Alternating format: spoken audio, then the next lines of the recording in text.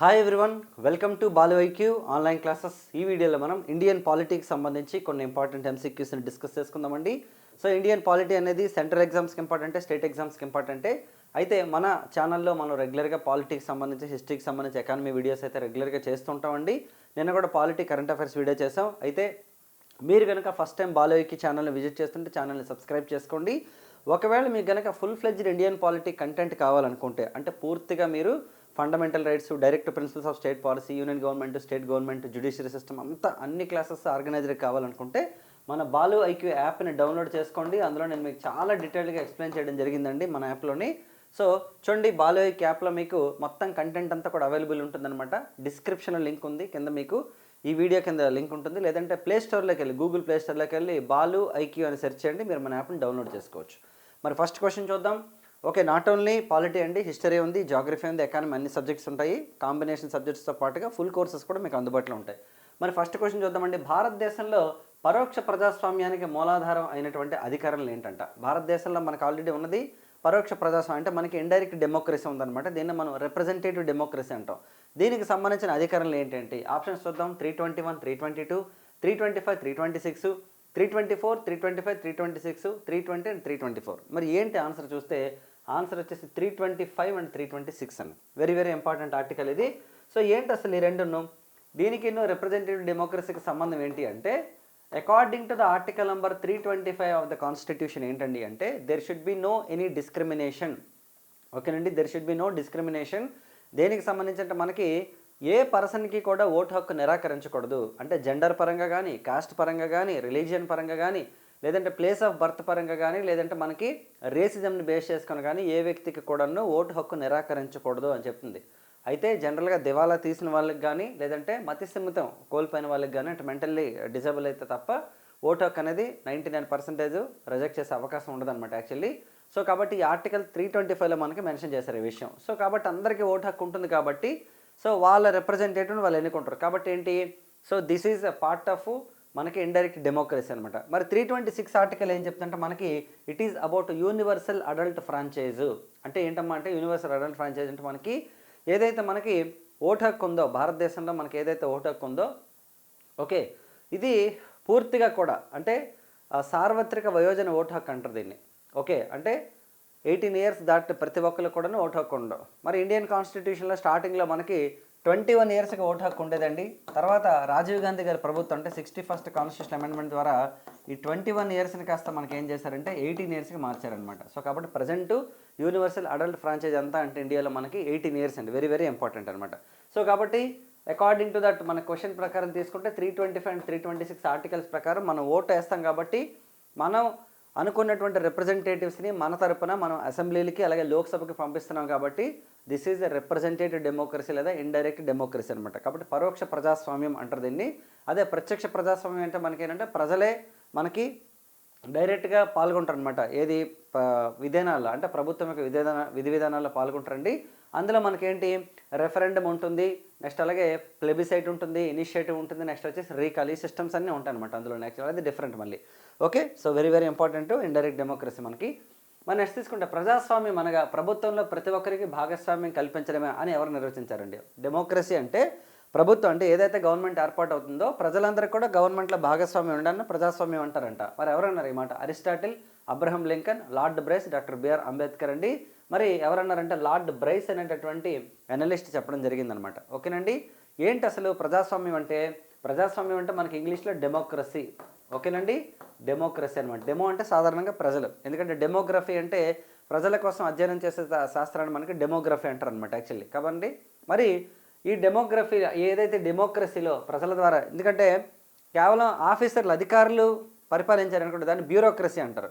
ఒకే వ్యక్తి పరిపాలిస్తే దాన్ని మోనార్కీ అంటారు అనమాట యాక్చువల్లీ. ఓకే, సో ప్రజల ద్వారా పరిపాలన ప్రారంభమైతే దాన్ని డెమోక్రసీ అంటారండి. డెమోక్రసీ రెండు రకాలు, డైరెక్ట్ డెమోక్రసీ, రెండోది ఇండైరెక్ట్ డెమోక్రసీ. ఇందాక మనం చెప్పాం మన ఇండియాలో ఉన్నది ఇండైరెక్ట్ డెమోక్రసీ. ఎందుకు?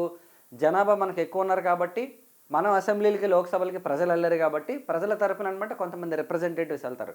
అందుకని మన డెమోక్రసీని మనం రిప్రజెంటేటివ్ డెమోక్రసీ లేదా ఇండైరెక్ట్ డెమోక్రసీ అంటారనమాట. అంటే మన తరపున మనం ఒక ఎమ్మెల్యేకి ఓటేసాం అనుకోండి, ఫర్ ఎగ్జాంపుల్ మనం ఒక ఎంపీకి ఓటేసాం అనుకోండి, ఇన్ ద సెన్స్ ఏంటంటే మీ యొక్క రిప్రజెంటేషన్ అసెంబ్లీలో ఉన్నట్టే, మీ యొక్క రిప్రజెంటేషన్ లోక్సభలో ఉన్నట్టే. ఒకవేళ మీరు కనుక ప్రభుత్వంలో భాగస్వాములు అయితే ఓకేనంటే గవర్నమెంట్ అనేది కొన్ని వాళ్ళే ఫామ్ చేస్తారు కదా, ఎందుకంటే మెజారిటీ ఉన్న పార్టీ ఫామ్ చేస్తారు కాబట్టి మీ భాగస్వామ్యం కూడా ఉన్నట్టు ప్రభుత్వంలో. ఓకేనండి. సో కాబట్టి గుర్తుపెట్టుకోండి, ప్రజాస్వామ్యం అంటే ప్రభుత్వంలో ప్రతి ఒక్కరికి భాగస్వామ్యం కల్పించడం అని చెప్పింది ఎవరంటే మనకి లార్డ్ బ్రేస్ చెప్పారండి. మరి అబ్రహం లింకన్ చెప్పింది ఏంటంటే ప్రజల చేత ప్రజల కొరకు ప్రజల వారిని ఎన్నుకోబడింది, for the people by the people to the people అనేది మనకి అబ్రహం లింకన్ అనమాట, యాజ్ అ ఫార్మర్ ఓకేనండి ప్రెసిడెంట్ ఆఫ్ అమెరికా అండి. అలాగే అరిస్టాటిల్ తీసుకుంటే మనకి ఫాదర్ ఆఫ్ పొలిటికల్ సైన్స్ అని చెప్తాము. అలాగే మనకి ఫాదర్ ఆఫ్ ఇండియన్ కాన్స్టిట్యూషన్ ఎవరంటే మనకి డాక్టర్ బిఆర్ అంబేద్కర్ గారు అనమాట. 14th ఏప్రిల్ వచ్చేసి అంబేద్కర్ గారి యొక్క జయంతి మనం సెలబ్రేట్ చేసుకుంటాం. ఓకేనండి, రైట్. మరి నెక్స్ట్ తీసుకుంటే రైట్ ప్లెబిసైట్ అనేది దేనిలో ఒక భాగం అంట. ప్లెబిసైట్ అనేది దేనిలో ఒక భాగం, ప్రత్యక్ష ప్రజాస్వామ్యమా, పరోక్ష ప్రజాస్వామ్యం, రాజరికమా, భూస్వామ్య విధానం అంటే మనకి it's a part of direct democracy అండి. ఎందుకంటే ఇండైరెక్ట్ డెమోక్రసీలో ప్రజలే ఎన్నుకుంటారు. ఓకే, ఒకవేళ కనుక ప్రభుత్వం కనుక పడిపోయినా లేదంటే లోక్సభ డిజాల్వ్ అయినా మళ్ళీ ఎలక్షన్స్ వస్తే మళ్ళీ ప్రజలే ఎన్నుకుంటారు అనమాట. ఇది డెమోక్రసీలో పార్ట్. కానీ డైరెక్ట్ డెమోక్రసీలో ఏముంటుందంటే ఫస్ట్ తీసుకుంటే రెఫరెండం ఉంటుందండి. యాక్చువల్లీ ఫస్ట్ది రెఫరెండం, రెండోది వచ్చేసి మనకి ప్లెబిసైట్, మూడోది వచ్చేసి మనకి ఇనిషియేటివ్, నాలుగోది వచ్చేసి మనకి రీకాల్. ఏంటి 4? These are all the parts of direct democracy అనమాట. ఏంటి రెఫరెండం అంటే అర్థం ఏంటంటే ఏదైనా ఒక పాలసీని తెచ్చే ముందు ఓకే ప్రజల ముందు పెట్టి ప్రజలందరూ యాక్సెప్ట్ చేసిన తర్వాత దాన్ని తీసుకొస్తే అది రెఫరెండం. అంటే ఏదైనా సరే ప్రభుత్వం ఒక పని చేయాలనుకోండి, ఎగ్జాంపుల్ ఒక పలానా చట్టం తీసుకురావాలనుకుంటున్నది, ప్రజల యొక్క అభిప్రాయాన్ని పరిగణలోకి తీసుకొని తర్వాతనే దాన్ని ప్రజల యొక్క ఏదైతే మనకి మెజారిటీ అంగీకారం ఉంటుందో దాన్ని బేస్ చేసుకొని తీసుకొస్తారు. ఇది రెఫరెండం అనమాట. యాక్చువల్లీ రెఫరెండం అంటే అర్థం ఏంటంటే పబ్లిక్ ఒపీనియన్ తెలుసుకోవడం. రెండోది ఏంటంటే ప్లెబిసైట్, ఆల్రెడీ ఏదైతే ఒపీనియన్ తీసుకున్నారో ఆ ఒపీనియన్ మీద ఏమైనా సవరణలు చేయాలంటే అంటే అమెండ్మెంట్స్ చేయాలంటే మళ్ళీ పబ్లిక్ ఒపీనియన్ తీసుకోవడమే ప్లెబిసైట్ కాన్సెప్ట్.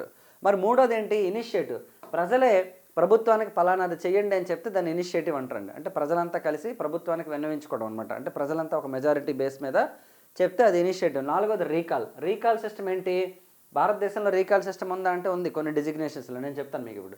రీకాల్ అంటే అర్థం ఏంటంటే ప్రజలు ఎవరైతే ఎన్నుకుంటున్నారో వాళ్ళకి గనక పరిపాలన నచ్చకపోతే వాళ్ళని రీకాల్ చేసేస్తారనమాట. వాళ్ళని రీకాల్ చేసేయడమే కాన్సెప్ట్ మనకి. ఓకే, దీన్ని అనమాట రీకాల్ సిస్టమ్ అంటే తీసేయడం అనమాట, ఎన్నుకున్న ప్రజలే తీసేయడం. వాస్తవానికి జగపతి బాబు గారి సినిమా ఒకటి ఉంటుంది, ఆ సినిమా పేరు నాకు గుర్తులేదు, ఎవరికైనా తెలిస్తే చెప్పండి. అందులో ఆయన ముఖ్యమంత్రి అవుతారు. యాక్చువల్లీ స్టార్టింగ్లో ఆయన ఓకే మామూలుగా పర్సనల్ అసిస్టెంట్గా జాయిన్ అవుతారు ముఖ్యమంత్రి గారికి. తర్వాత కాలంలో ఆయన సీఎం అవుతారనమాట. తర్వాత అరెస్ట్ అవుతారు. బయటకు వచ్చిన తర్వాత ఇలాంటి డెమోక్రసీ కాకుండా మనకి రీకాల్ సిస్టమ్ రావాలి, డైరెక్ట్ డెమోక్రసీ లాగని చెప్తారనమాట అతను. యాక్చువల్లీ ఆ సినిమా పేరు నాకు గుర్తులేదు, మీకు ఏమైనా తెలిస్తే చెప్పండి. ఓకే, రీకాల్ సిస్టమ్ అంటారండి యాక్చువల్లీ దీన్ని. మరి ఇండియాలో రీకాల్ సిస్టమ్ ఉందా అంటే ఉంది. ఎందుకంటే president of India article number 155 ప్రకారం గవర్నర్ని అపాయింట్ చేస్తారు రాష్ట్రాల్లో. Governor of the state will be appointed by the president of India on the article number 155 అండి. సో ఒకవేళ గవర్నర్ని రిమూవ్ చేయాలనుకుంటే సాధారణంగా ఏంటంటే గవర్నర్ని ట్రాన్స్ఫర్ చేస్తారనమాట. ఒక రాష్ట్రం నుంచి ఒక రాష్ట్రానికి ట్రాన్స్ఫర్ చేయొచ్చు, లేదంటే గవర్నర్ పదవీకాలం అయిపోయిన తర్వాత వాళ్ళు రిజిగ్నేషన్ ఇచ్చేవచ్చు. ఓకే, పదవీకాలం కాకపోయినా కొన్ని సందర్భాల్లో ఇచ్చేవచ్చు రిజిగ్నేషన్. ఒకవేళ గవర్నర్ని తీయాల్సి వస్తే ప్రెసిడెంట్ ఆఫ్ ఇండియాకి అనమాట పాసిబిలిటీ ఉందండి. దాన్ని మనకి రీకాల్ సిస్టమ్ అంటారనమాట. సో ఇండియాలో మనకి రీకాల్ సిస్టమ్ని ఉపయోగించారండి. ఫాతిమా బీబీ అనే గవర్నర్ని అనమాట, తమిళనాడు గవర్నర్ని రిమూవ్ చేయడం జరిగిందనమాట. ఐ థింక్ అప్పుడు మనకి శంకర్ దయాళ్ శర్మ గారు అనమాట రాష్ట్రపతి. ఓకేనా, రైట్. సో మరి నెక్స్ట్ క్వశ్చన్ చూద్దామండి. శంకర్ దయాళ్ శర్మ గారు, కేఆర్ నారాయణన్ గారు మోస్ట్లీ. ఓకే, నెక్స్ట్ అండి, ఏ దేశంలో అధ్యక్షుడు ఎన్నుకోబడతాడో దాన్ని ఏమంటారు? ఓకేనండి, ఒక దేశంలో అధ్యక్షుడు ఎన్నుకోబడితే దాన్ని ఏమంటారు? పార్లమెంటరీ విధానమా, గణతంత్ర విధానమా, వారసత్వ విధానమా, లేదా నన్ ఆఫ్ ద అబవ్ అంటే మనకి గణతంత్ర విధానం అండి. గణతంత్రం అంటే ఏంటి? గణతంత్రం అంటే ఇంగ్లీష్లో మనకి రిపబ్లిక్ అని అర్థం అనమాట. ఓకేనండి, రిపబ్లిక్ అని అర్థం. రిపబ్లిక్ అంటే అర్థం ఏంటంటే ప్రజల ద్వారా ప్రత్యక్షంగా కానీ పరోక్షంగా కానీ ఎన్నుకోబడిన అధ్యక్షుడు ఉండే దేశాన్ని మనకి రిపబ్లిక్ దేశం అంటారు. మరి భారతదేశం రిపబ్లిక్ కంట్రీ అంటే yes, India is a republic country అండి. ఎందుకంటే మనం 1950 జనవరి 24న రాజ్యాంగ పరిషత్తులో మన ఫస్ట్ ప్రెసిడెంట్ ఆఫ్ ఇండియా అయినటువంటి బాబు రాజేంద్ర ప్రసాద్ గారిని ఎన్నుకోవడం జరిగింది. అయితే అధ్యక్షుడికి భారతదేశంలో నామమాత్ర అధికారులు ఉన్నాయండి, ఎందుకంటే ప్రధానమంత్రి మనకి రియల్ పవర్స్ ఉంటాయన్నమాట. అయినప్పటికీ కూడా అధ్యక్షుడి ద్వారానే రాజ్యాంగం మొత్తం ఇంప్లిమెంట్ అవుతుంది. మొత్తం ప్రభుత్వం అంతా కూడా అధ్యక్షుడి ద్వారానే జరుగుతుంది ఇండియాలో మనకి, ఈవెన్ ద నామినల్ హెడ్ అయినప్పుడు కూడాను. సో కాబట్టి మనకి అధ్యక్షుడు ఎలా తన బాధ్యతలు నిర్వహిస్తాడంటే కేంద్ర క్యాబినెట్ యొక్క సలహా మేరకు. మరి కేంద్ర క్యాబినెట్ సలహా ఎలా ఉంటుందంటే మనకి కలెక్టివ్గా ఉంటుందన్నమాట. Decision of the cabinet is collective decision. So మరి మనకి పార్లమెంటరీ ప్రజాస్వామ్యంలోనే మనకి అధ్యక్షులు కూడా ఉన్నారనమాట భారతదేశంలోని. కాబట్టి అధ్యక్షుల యొక్క నేతృత్వంలోనే పార్లమెంటరీ గవర్నమెంట్ అనేది వెళ్తుంది. 1950 జనవరి 26 నుంచి కూడా అధ్యక్షుల యొక్క ఓకేనండి పదవీ కాలం స్టార్ట్ అయింది కాబట్టి ఆ రోజున మనం రిపబ్లిక్ డేగా చేసుకుంటాం. అలాగే మనకి అదే రోజు మనకి కాన్స్టిట్యూషన్ కూడా మనకి ఎఫెక్ట్లోకి వచ్చిందనమాట. సో మరి ఈ రిపబ్లిక్ అనే పదం మనం ఎక్కడి నుండి తీసుకున్నట్టు మనం ఫ్రాన్స్ నుండి తీసుకోవడం జరిగిందండి. Very very important. మరి ఫ్రాన్స్ నుండి ఇంకేంటి తీసుకున్నాం మనం? లిబర్టీ, ఈక్వాలిటీ, ఫ్రాటర్నిటీ, ఈ 3 పదాలు కూడా మనం ఫ్రాన్స్ నుండి తీసుకోవడం జరిగిందనమాట. Okay right. మరి నెక్స్ట్ క్వశ్చన్ చూద్దామండి. ఏ అధికరణంలో భారత పౌరులు ఎవరైనా నిర్ణీత అర్హతలు కలిగి ఉంటే రాష్ట్రపతి అయ్యే అవకాశం ఉందంట. ఓకేనండి. మరి ఏ ఆర్టికల్ ప్రకారం ప్రెసిడెంట్ ఆఫ్ ఇండియా తలక క్వాలిఫికేషన్స్ ఉంటాయి అంటే article number 58 of the constitution అండి.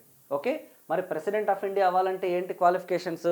ఫస్ట్ ఆఫ్ ఆల్ ఏంటంటే సిటిజన్ ఆఫ్ ద కంట్రీ అయి ఉండాలండి. భారతదేశం యొక్క సిటిజన్ అయి ఉండాలి. అలాగే నెక్స్ట్ మినిమం ఏజ్ 35 అయి ఉండాలి. అలాగే నెక్స్ట్ ఏంటంటే మనకి ఓకే ఎలాంటి గవర్నమెంట్ శాలరీ రాకూడదు, అంటే ఆఫీస్ ఆఫ్ ప్రాఫిట్ కింద ఉండకూడదు. అలాగే ఏదైనా పబ్లిక్ సెక్టర్ యూనియన్లో 25% కంటే ఎక్కువ మన యొక్క షేర్ ఉండకూడదు. అలాగే అందులో డైరెక్టర్స్ హోదాలో ఉండకూడదు అనమాట యాక్చువల్లీ. ఓకేనండి. పబ్లిక్ సెక్టర్ యూనియన్ ఎందుకంటే అది డైరెక్ట్ గవర్నమెంట్, 51% షేర్ ప్రభుత్వం ఉంటే 49% ప్రైవేట్ సెక్టర్ ఉంటుంది. ఇవే మనకి సిపిఎస్సీలు అంటారు. CPSE central public sector enterprises లేదా పబ్లిక్ సెక్టర్ యూనియన్స్ అంటారు వీటిని యాక్చువల్లీ. సో వీటిలో డైరెక్టర్ హోదాలో ఉండకూడదు అనమాట. అలాగే నెక్స్ట్ ఏంటంటే క్రిమినల్ కేసెస్లో ఎక్యూజ్ కూడా అయ్యి ఉండకూడదు అనమాట.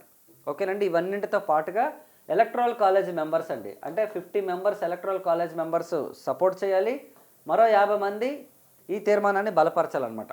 ఓకే సో అలాగే వీటిలో మనం తీసుకుంటే ఎలక్ట్రల్ కాలేజ్ ఆఫ్ ఇండియా ఏంటి మనకి? ఎలక్ట్రల్ కాలేజ్ ఆఫ్ ఇండియా అనేది ఏంటంటే మనకి భారతదేశంలో ఉన్నటువంటి లోక్సభ మెంబర్సు, అలాగే రాజ్యసభ మెంబర్స్ అండ్ ఎమ్మెల్యేస్ అనమాట. ఎలక్టెడ్ మెంబర్స్ అందరూ కలిపి ఈ electoral college of president of ఇండియాలో ఉంటారండి. ఓకే సో ఇవన్నీ ఉంటే ప్రెసిడెంట్ ఆఫ్ ఇండియా క్వాలిఫికేషన్స్ కింద కౌంట్ చేసి వాళ్ళ యొక్క ఏది నామినేషన్ తీసుకుంటుంది election commission of India. So కాబట్టి ఆర్టికల్ 58 ప్రకారం ప్రతి ఒక్క పౌరుడికి కూడాను ఎన్నికల్లో రాష్ట్రపతి ఎన్నికల్లో పార్టిసిపేట్ చేసే అధికారం ఉంటుందన్నమాట. ఓకేనండి. మన first president of India Babu Rajendra Prasad గారు, ప్రజెంట్ ప్రెసిడెంట్ ఆఫ్ ఇండియా మనకి ద్రౌపది ముర్ము గారు అనమాట. ఓకేనండి. మరి ఆర్టికల్ 55 ఆఫ్ ద కాన్స్టిట్యూషన్ ఏం చెప్తుందంటే మనకి ఎలక్షన్ ప్రాసెస్ చెప్తుందండి. ఎలక్షన్ అంటే ఎన్నిక జరిగే విధానం అనమాట. అంటే ఏదైతే మనకి ఎలక్ట్రల్ కాలేజ్ ఆఫ్ ఇండియా ఉందో వీళ్ళు ఎలా మనకి ఎన్నుకుంటారు ప్రెసిడెంట్ ఆఫ్ ఇండియా అనేది మనకి చెప్తుంది. ఇది మనం ఐర్లాండ్ నుండి తీసుకోవడం జరిగింది. అలాగే 56 ఏం చెప్తుంటే మనకి ప్రెసిడెంట్ ఆఫ్ ఇండియా పదవీ కాలం గురించి చెప్తానమాట. అంటే ప్రెసిడెంట్ ఆఫ్ ఇండియా పదవీ కాలం మనకి 5 years కదా, ఆర్టికల్ 56 ఆఫ్ ద కాన్స్టిట్యూషన్లో చెప్తారనమాట. మరి నెక్స్ట్ తీసుకుంటే 57 అండి, ప్రెసిడెంట్ ఆఫ్ ఇండియా ఎన్నిసార్లైనా ఎన్నుకోబడచ్చు, ఎన్నిసార్లైనా పోటీ చేయొచ్చు. కానీ ఇండియాలో బాబు రాజేంద్ర ప్రసాద్ గారు 2 సార్లు రాష్ట్రపతిగా పనిచేసిన తర్వాత పెట్టినటువంటి ఒక కన్వెన్షన్ మెథడ్ ఏంటంటే రాష్ట్రపతి పదవి అనేది అత్యున్నత పదవి భారతదేశంలో కాబట్టి ఈ పదవికి ఒకసారి మాత్రమే ఉంటే సరిపోతుంది అని చెప్పేసి ఆయన రూల్ పెట్టడంతో ఓకేనండి రెండోసారి ఎవరు కూడా ఎన్నిక కాలేదన్నమాట ఇప్పటివరకు. కానీ 2 సార్లు ఎన్నిక అవ్వచ్చు, అంటే ఎన్నిసార్లు ఎన్నికవచ్చు, ఓన్లీ అమెరికా అధ్యక్షుడికి మాత్రమే 2 సార్లు మాత్రమే ఎన్నుకునే అధికారం ఉందన్నమాట. అంటే 2 times మాత్రమే ప్రెసిడెంట్ అవుతారు అమెరికాలో. మరి ఇండియన్ ప్రెసిడెంట్కి అమెరికన్ ప్రెసిడెంట్కి డిఫరెన్స్ ఏంటి అంటే Indian president okay electoral members ద్వారా ఎన్నికైతే అక్కడ ప్రజల ద్వారా ఎన్నికవుతారు, ఎందుకంటే అమెరికాలో ఉన్నది అధ్యక్ష ప్రభుత్వం కాబట్టి. అలాగే అమెరికా అధ్యక్షుడు కనుక మరణించినట్లయితే మిగతా పదవీ కాలాన్ని ఎవరు కంప్లీట్ చేస్తారంటే ఉపాధ్యక్షుడు ఫినిష్ చేస్తారు, మళ్ళీ ఎలక్షన్స్ జరగవు వెంటనే. మన ఇండియాలో ఒకవేళ ప్రెసిడెంట్ ఆఫ్ ఇండియా పోస్ట్ కనుక ఏ కారణంగా వేకెన్సీ వచ్చినా లేదంటే మరణించిన ఏమవుతుందంటే ఉపరాష్ట్రపతి అనమాట రాష్ట్రపతిగా వ్యవహరిస్తారు. ఒకవేళ ఉపరాష్ట్రపతి కూడా లేకపోతే మనకి సుప్రీంకోర్టు చీఫ్ జస్టిస్ ఉంటారనమాట. కానీ 6 months వరకే, ఖచ్చితంగా 6 monthsలో ఎన్నికలు అయితే కండక్ట్ చేయాలి. అలాగే క్వాలిఫైడ్ వీటో పవర్ మనకు ఉండదన్నమాట మన ప్రెసిడెంట్ ఆఫ్ ఇండియాకి, ఎందుకంటే నామినల్ హెడ్ కాబట్టి. సో అమెరికా అధ్యక్షుడికి క్వాలిఫైడ్ వీటో అధికారం ఉంటుంది. మరి ఇండియాలో ఓకేనండి మరణించినటువంటి రాష్ట్రపతులు ఎవరంటే ఒకళ్ళు జాకిర్ హుస్సేన్ గారు ఉన్నారు, తర్వాత ఫక్రుద్దీన్ అలీ అహ్మద్ గారు ఉన్నారనమాట. సో కాబట్టి ఇలా మనం ప్రెసిడెంట్ ఆఫ్ ఇండియా గురించి చెప్పొచ్చు అనమాట. ఆర్టికల్ 58 చాలా చాలా ఇంపార్టెంట్. మరి నెక్స్ట్ తీసుకుంటే ఓకే రైట్, భారత రాజ్యాంగం సమాఖ్య వ్యవస్థను ఏర్పాటు చేసినప్పటికీ దేశాన్ని రాష్ట్రాల యూనియన్గా ఎవరు అభివర్ణించారు? ఇండియాలో ఉన్నది మనకి సమాఖ్య వ్యవస్థ, అంటే ఫెడరేషన్ మంది.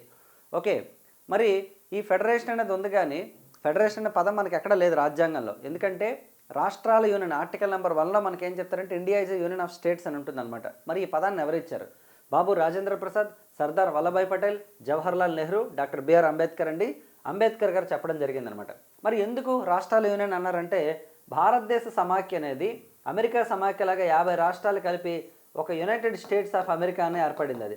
సో భారతదేశం ఏంటి, మన ఫ్లెక్సిబిలిటీ కోసం రాష్ట్రాలను ఏర్పాటు చేసుకున్నాం మనం. ఓకే దేశాన్ని అడ్మినిస్ట్రేటివ్ ఓకేనండి ఫ్లెక్సిబిలిటీ కోసం ఏర్పాటు చేసుకున్నాం అనమాట. ఓకే, అలాగే ఏంటి లింగ్విస్టిక్ బేసిస్ మీద మనకి 1956లో ఓకేనండి ఫజల్ అలీ కమిషన్ బేస్ చేసుకుని మనకి 14 రాష్ట్రాలు ఏర్పాటు చేశారు.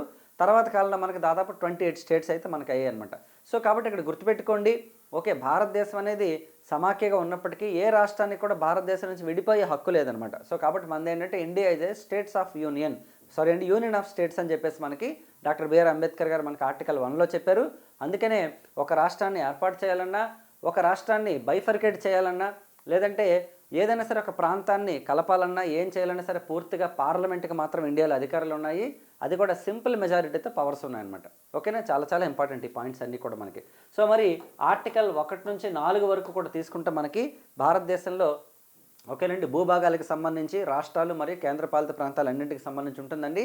అలాగే షెడ్యూల్ నెంబర్ 1 కూడా మనకి దీని గురించి తెలియజేస్తుంది. Very very important. నెక్స్ట్ చూడండి అమ్మా, రైట్. బ్రిటిష్ వలసవాద యుగంలో వాడిన హిజ్ ఎక్సలెన్సీ అనే పదం రాష్ట్రపతి ముందు కానీ తర్వాత కానీ ఉపయోగించద్దని ఏ రాష్ట్రపతి సూచించారంట. బ్రిటిష్ వాళ్ళ టైంలో మనకి హిజ్ ఎక్సలెన్సీ అనే పదం వాడేవారు. మీరు అబ్జర్వ్ చేస్తే మల్లీశ్వరన్ ఒక సినిమా ఉందండి, ఓకే త్రివిక్రమ్ శ్రీనివాస్ గారి డైరెక్షన్లో. సో ఐ థింక్ సెకండ్ హాఫ్లో అనుకుంటా మోస్ట్లీ. ఓకే, ఎవరు కత్రినా కైఫ్ని కలవడం కోసం అనమాట సునీల్ అండ్ వెంకటేష్ వెళ్ళినప్పుడు, సో ఆమె వస్తుంది. కత్రినా కైఫ్ వచ్చినప్పుడు ఏంటంటే తనకి ఇంట్రడక్షన్ ఇచ్చినప్పుడు హిజ్ ఎక్సలెన్స్ అని చెప్పి చదువుతుంటారు అనమాట యాక్చువల్లీ. ఓకే, అక్కడ లాయర్ ఉంటారు అనమాట, ఆయన చదువుతుంటారు యాక్చువల్లీ. సో కాబట్టి ఇక్కడ ఈజ్ ఎక్సలెన్స్ అనే పదం ఏంటంటే బ్రిటిష్ వాళ్ళ టైంలోనే ఉందన్నమాట మనకి. ఓకే, అది వాళ్ళు ప్రవేశపెట్టిన పదం. సో దాన్ని తీసేయమని చెప్పేసి ఎవరు చెప్పారు అంటే సర్వేపల్లి రాధాకృష్ణన్, అబ్దుల్ కలాం, ప్రణబ్ ముఖర్జీ అండి, ప్రతిభా పాటిల్ అండి. సో ప్రణబ్ ముఖర్జీ అండి, ఎందుకంటే సాధారణంగా రాష్ట్రపతి గారికి సంబంధించి ఎవరినైనా ఏదైనా సరే డిస్కస్ చేసినప్పుడు కానీ ప్రెసిడెంట్ ఆఫ్ ఇండియా గురించి మాట్లాడినప్పుడు హిజ్ ఎక్సలెన్స్ అని వాడుతుంటారు అనమాట. ఆ పదం వాడొద్దని చెప్పేసి ప్రణబ్ ముఖర్జీ గారు చెప్పడం జరిగింది. చూడండి, రాష్ట్రపతి సంబోధనలో మార్పు. భారతదేశంలో బ్రిటిష్ వలసవాదేగంలో వాడిన హిజ్ ఎక్సలెన్స్ అనే పదాన్ని ఒకే రాష్ట్రపతి ముందు కానీ గవర్నర్ల పేరు ముందు కానీ వాడద్దు, ఎందుకంటే బ్రిటిష్ వలసవాదానికి సంబంధించిన పదం అని చెప్పారు. ఇండియాలో మరియు ఇతర కామన్వెల్త్ దేశాల్లో మాత్రం హిజ్ ఎక్సలెన్సీకి బదులు హానరబుల్ అనే పదం వాడండి. అలాగే అంతర్జాతీయ వేదికలపైన అయితే హిజ్ ఎక్సలెన్స్ అనే పదాన్ని వాడండి అని చెప్పారనమాట. ఓకేనండి. అలాగే హిందీలో అయితే మహిమహిన్ బదులుగా రాష్ట్రపతి మహోదయ్ అనే పదాన్ని వాడాలని చెప్పేసి మనకి చెప్పడం జరిగింది. సో ప్రణబ్ ముఖర్జీ గారు మనకి రాష్ట్రపతిగా 2012 నుంచి 2017 వరకు చేశారండి. భారతదేశానికి GST 2017 జూలై 1లో వచ్చినప్పుడు కూడా మనకి ఇనాగరేషన్ చేసింది ఎవరంటే మనకి ప్రణబ్ ముఖర్జీ గారే. ఓకేనండి. సాధారణంగా భారతదేశంలో ప్రతి 5 సంవత్సరాలకు ఒకసారి మనకి రాష్ట్రపతి ఎన్నికలు జరుగుతాయి. జూలై 25కి కొత్త రాష్ట్రపతిని ఎన్నుకుంటారు.